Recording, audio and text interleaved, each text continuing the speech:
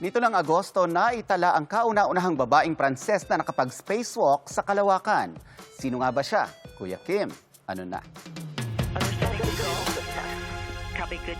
Tiyak na sa bucket list nito ng lahat na nangangarap maging astronaut. Ang makalabas mula sa isang spacecraft o space station habang nasa kalawakan para magsagawa ng mga misyon. Ito ang tinatawag na extravehicular activity o spacewalk. At nito lang August 18, 2 astronaut ang matagumpay na nakalabas mula sa International Space Station. Ang kanilang misyon, alisin ang isang sirang antena ng ISS. Ang spacewalk na ito ay tinatawag na US EVA 97. Makasaysayan. Ang isa kasi sa mga gumawa nito, ang kauna-unahang French woman in history na makapag-spacewalk. Siya si European Space Agency astronaut Sophie Adenau. Sophie, at this time, you can perform some translation adaptation to get used to your new environment. Welcome to space. Thank you.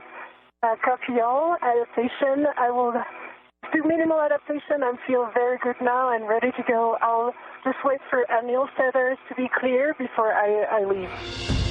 Bago naging astronaut si Adenau, dating opisyal ng French Air and Space Force. Isa rin siyang engineer at helicopter test pilot. Noong May 2024, tinalaga siya para sa isang long-duration mission sa ISS. At dito lang Pebrero, nilaunch siya patungong International Space Station.